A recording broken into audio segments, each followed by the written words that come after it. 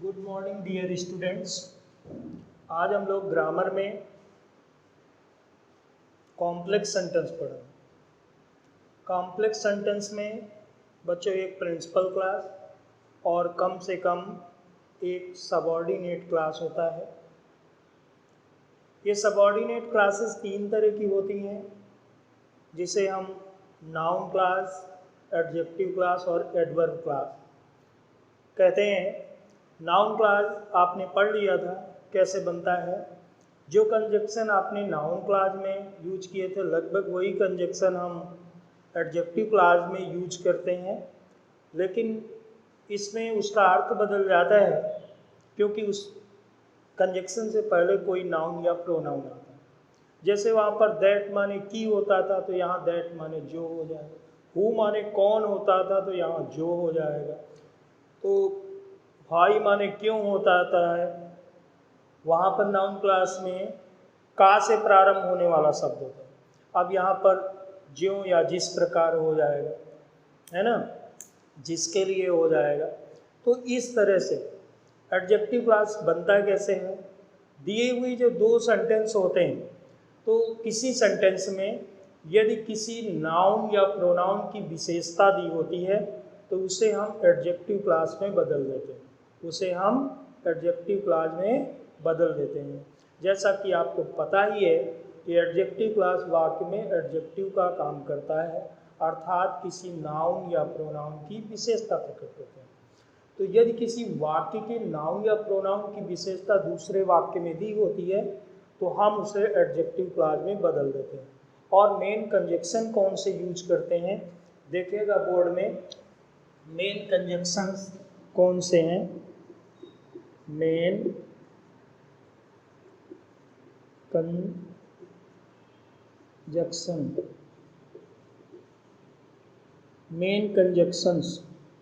Conjunctions इसको हम लिखेंगे मुख्य संयोजक।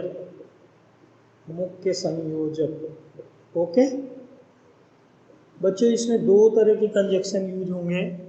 पहला है जो हम रिलेटिव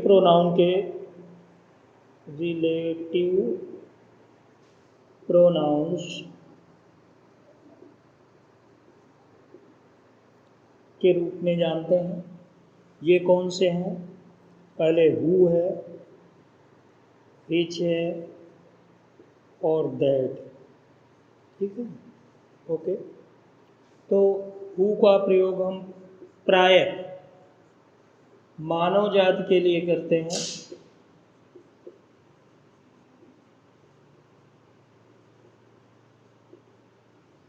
दूसरा विच का प्रयोग हम जानवर के लिए करते हैं, या बड़ी वस्तु है जो सजीव की तरह कार्य करती है, बड़ी सजीव वस्तु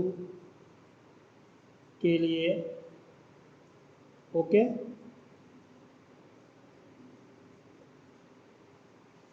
और तीसरा दैट का प्रयोग छोटी मतलब निर्जीव वस्तु के लिए।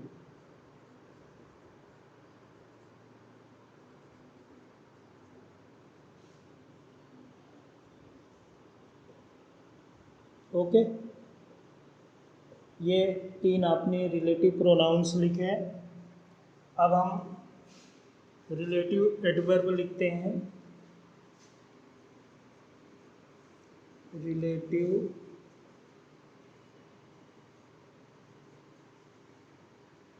एडवर्ब्स, ठीक है। जैसे आपने लिखा व्हेयर, तो व्हेयर का प्रयोग बच्चों किसके लिए करते हैं? स्थान के लिए। ओके, दूसरा व्हाई आपने यूज किया, तो व्हाई का प्रयोग कारण बताने के लिए, कारण के लिए। ओके, व्हेन का प्रयोग बच्चों किसके लिए करते हैं? समय के लिए।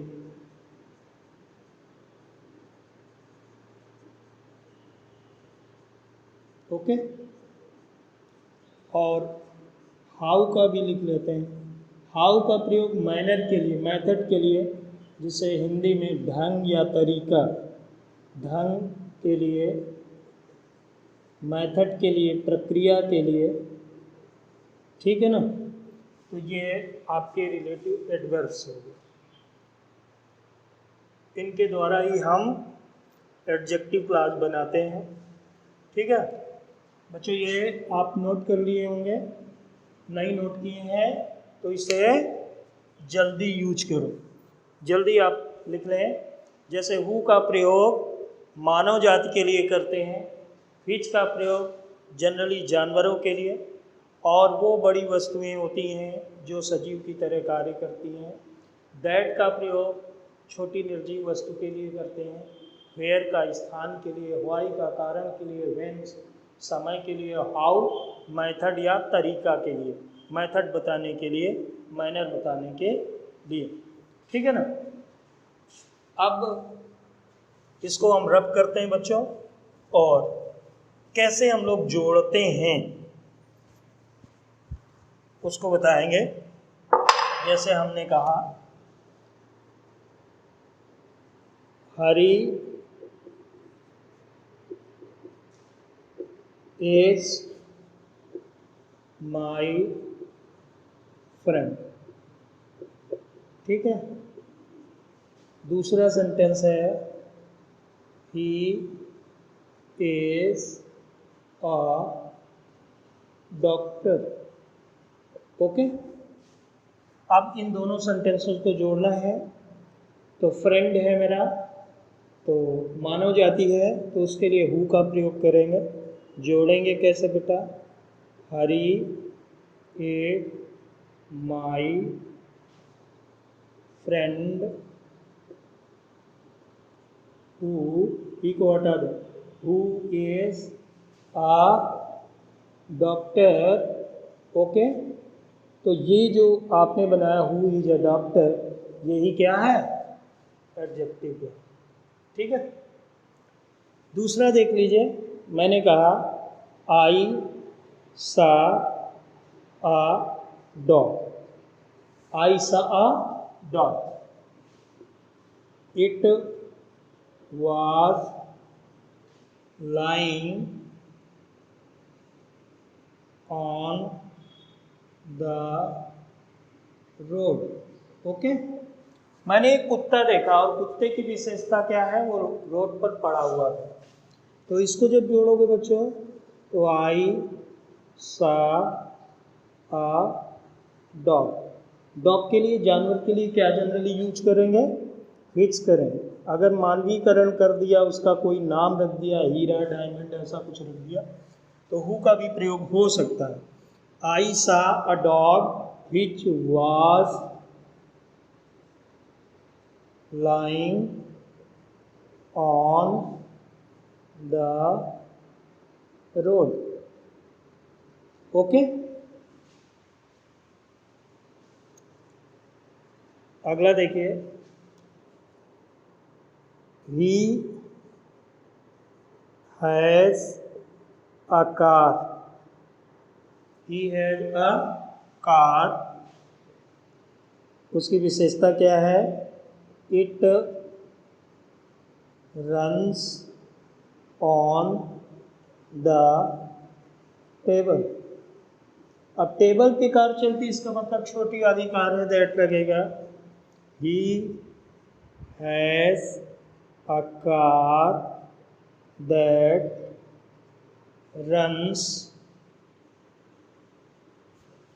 On the table. समझ में आ गए बच्चों, क्लियर है। तो ये आप नोट कर लीजिए। और अब हम रिलेटिव एडवर्ब यूज करेंगे, okay.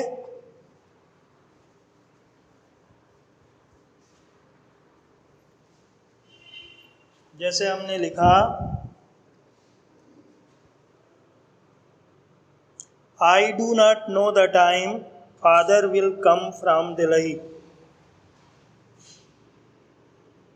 I do not know the time father will come from Delhi. Okay, अब इसको जोड़ना है। तो I do not know the time. Time के लिए कंजक्शन क्या लगाते हो बच्चों? व्हेन लगाते हैं। तो when father will come from Delhi. Okay, ये आपका बन गया। इसको नोट करिए। अगला sentence,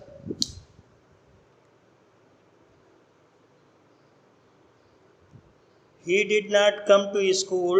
Do you know the reason? He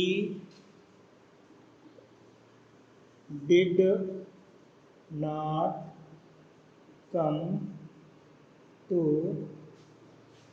school. Do you know the reason? Reason मतलब कारण।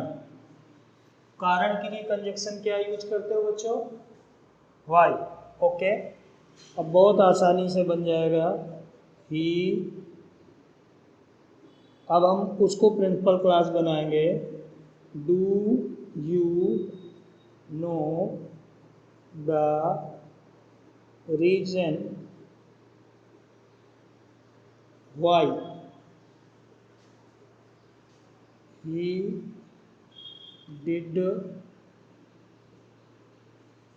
not come to school। बच्चों कौन सा चिन्ह लगाएंगे? फुल स्टॉप लगाएंगे या क्वेश्चन मार्क लगाएंगे? Something is running doubtful in your mind. अब फुल स्टॉप लगाओगे कि क्वेश्चन मार्क लगाओगे बच्चों? डाउट। देखिए, अगर हम क्वेश्चन मार्क तभी लगाते हैं जब प्रिंसिपल क्लास हमारा इंट्रोगेटिव हो जाता है। ओके, अगर प्रिंसिपल क्लास इंट्रोगेटिव नहीं है तो हम फुल स्टॉप ही लगाते हैं। डाउट क्लियर है? ओके, अगला example, this is a house, he was born here. This is a house. Okay, he was born here। Okay, अब हाउस प्लेस है तो प्लेस के लिए क्या लगाएंगे? वेयर। क्या लगाओगे? वेयर। तो this, okay, is a house where he was born। अब जब वेयर लगा दिया तो हियर हेड। ओके, ये समझ में आ गया। एक रूल और भी विशेष तौर से, जब इन रिलेटिव प्रोनाउंस या एडवर्ब का प्रयोग करते हैं तो ये जिसकी विशेषता बताते हैं उसके पास में इनको रखते हैं, नहीं तो सेंस बदल जाता है। ठीक है ना? तो जहाँ तक संभव हो इन रिलेटिव प्रोनाउन को उनके पास लिखते हैं। अगला एग्जाम्पल हम ऐसा ही बताएंगे आपको, जैसे हमने कहा द मैन वॉज काट, he stole my watch. The man was caught. The man was caught. और दूसरा सेंटेंस बच्चों क्या है? The man was caught.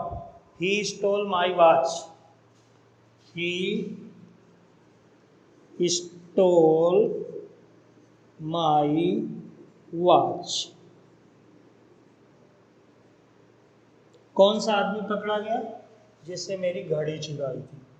तो अब देखिए यहाँ पर हु का प्रयोग होगा, लेकिन कहाँ पे होगा इसको ध्यान रखें।